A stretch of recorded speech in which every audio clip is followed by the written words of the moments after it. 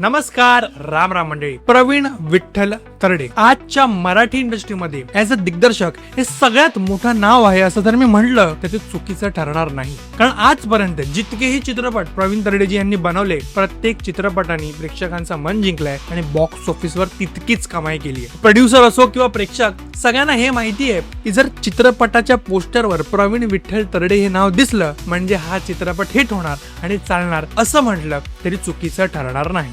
आणि आता पुन्हा त्यांचा एक नवीन चित्रपट रिलीज झालाय, पण हा चित्रपट सुद्धा हिट ठरणार का? आणि जी त्यांची ट्रिक होती सतत हिट चित्रपट देण्याची, ती तुटणार आहे का, किती कंटिन्यू राहणार आहे, सगळ्या व्हिडिओमध्ये मी तुम्हाला सांगणार आहे. तुमचं सर्वांचं स्वागत आहे माझ्या चॅनल मायव्ह्यू मराठीवर. माझं नाव तनिष शेडकर आणि आज आपण रिव्ह्यू करणार आहोत देऊळ बंद 2 आता परीक्षा देवाची.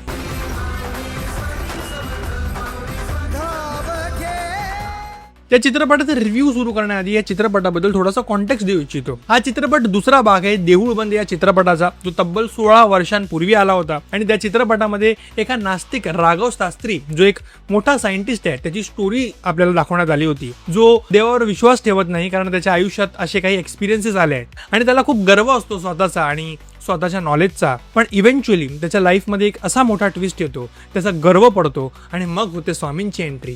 आणि त्यानंतर एकंदरीत त्याच्या आयुष्यात काय होतं ते सगळं आपल्याला त्या चित्रपटात बघायला मिळतं. तो चित्रपट इंटरेस्टिंग होता आणि त्यावेळीसाठी मराठी इंडस्ट्रीसाठी काश्मीर महाजनी तो कॉन्सेप्ट आणि ज्या प्रकारे प्रवीण तरडेजी यांनी तो चित्रपट शूट केला होता तो अमेझिंग वाटत होता. ओव्हरऑल स्टोरी, रायटिंग सगळंच A1 होतं आणि प्रवीण तरडेजी यांचा तो पहिला चित्रपट होता. आणि तब्बल आता 16 वर्षांनी या चित्रपटाचा दुसरा भाग म्हणजे देऊळ बंद 2 रिलीज होतोय. आणि ह्या चित्रपटामध्ये सुद्धा मोहन जोशी हे श्री स्वामी समर्थांच्या भूमिकेत आपल्याला दिसत आहे. पहिल्या पार्टमध्ये त्यांनीच भूमिका निभावली होती आणि ह्या चित्रपटामध्ये सुद्धा तेच भूमिका निभावत आहेत. पहिल्या चित्रपटाने तब्बल 20 ते 22 कोटींची कमाई केली आणि मराठी इंडस्ट्रीसाठी खूप मोठी कमाई होती. आणि मला एक प्रश्न पडला की इतका वेळ का लागला या चित्रपटाचा दुसरा भाग यायला. तर प्रवीण तरडेजी एका मुलाखतीत म्हणाले की हा चित्रपट खूप आधीच लिहून झाला होता आणि या चित्रपटामध्ये आता जे फिमेल कॅरेक्टर आहे स्नेहल तरडेजी जे प्ले करतात, जे प्रवीण तरडेजींची वाईफ आहे, त्याच्याऐवजी मकरंद अनास पुरे असणार होते रोल मध्ये आणि स्क्रिप्ट ऑलरेडी लॉक झाली होती. परंतु काही कारणास्तव आणि डेट्सच्या इश्यूमुळे तो चित्रपट त्यावेळी बनवू शकला नाही आणि नंतर प्रवीण तरडेजी बाकी चित्रपटांमध्ये बिझी झाले. पण जेव्हा त्यांनी ठरवलं की आपल्याला हा चित्रपट करायचा आहे, तर जर हा चित्रपट आपण एका फिमेल सेंट्रिक वे मध्ये दाखवला तर हा चित्रपट अजून चालेल, अजून लोकांपर्यंत भिडेल.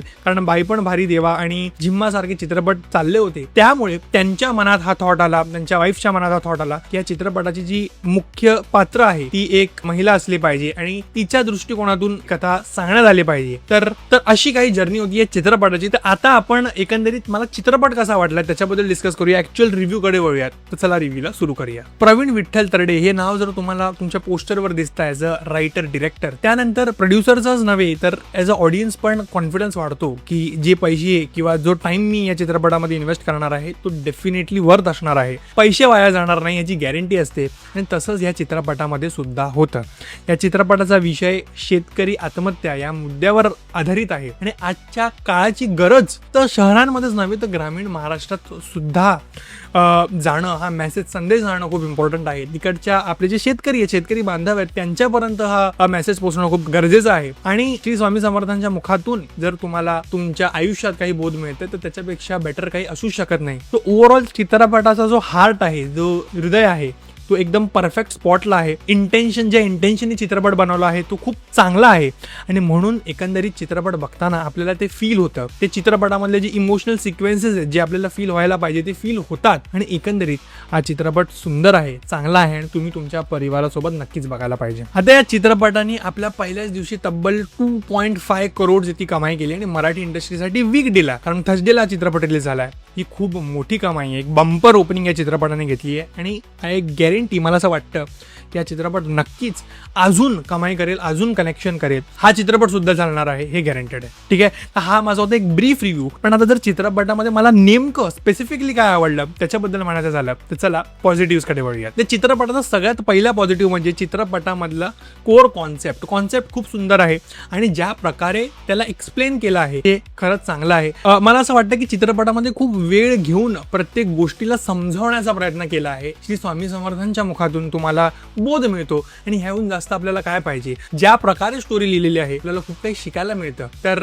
ओव्हरऑल चित्रपटामधलं जे कॉन्टेंट आहे ते खूप स्ट्रॉंग आहे. दुसरं पॉझिटिव्ह बद्दल म्हणायचं झालं तर या चित्रपटामधलं संगीत, या चित्रपटामधलं संगीत सुंदर आहे. पहिल्या पार्ट मध्ये सुद्धा संगीत खूप चांगलं होतं आणि ह्या चित्रपटात सुद्धा चांगलं संगीत आहे असं मला वाटतं. ओव्हरऑल म्युझिक खूप सुंदर आहे आणि मजा येते आणि जी काही गाणी आहेत ते आपल्या मनाला भिडतात आणि ऐकायला सुंदर वाटतात. तो ओव्हरऑल म्युझिक सुद्धा या चित्रपटाला चांगला आहे. तिसरं म्हणजे या चित्रपटामधली सिनेमॅटोग्राफी आणि ज्या प्रकारे या चित्रपटाला शूट केलंय ते बघताना खूप चांगलं वाटतं. व्हिज्युअली कुठेच असं वाटत नाही एखादा लो बजेट चित्रपट पाहतोय. तब्बल 42 डेज मध्ये म्हणजे 40 दिवसात तब्बल हा चित्रपट त्यांनी पूर्ण शूट करून कंप्लीट केलाय. पण असं कधीच फील होत नाही. फटाफट हा चित्रपट शूट केलाय. तर ओव्हरऑल ज्या प्रकारे प्रवीण तरडेजींनी मेहनत घेतली आहे या चित्रपटासाठी ती खूप सुंदर आहे. आणि त्यानंतर one of the best thing of this movies acting. प्रत्येक कलाकाराने जी ऍक्टिंग केलेली आहे ती अत्यंत सुंदर आहे. मोहन जोशी यांच्याबद्दल काय म्हणायचं, त्यांची एज आता अजून जास्त झाली आहे पहिल्या पार्ट मध्ये जी होती त्यापेक्षा, तरी त्यांनी जो परफॉर्मन्स या चित्रपटामध्ये दिलाय, जो एफर्ट घेतलाय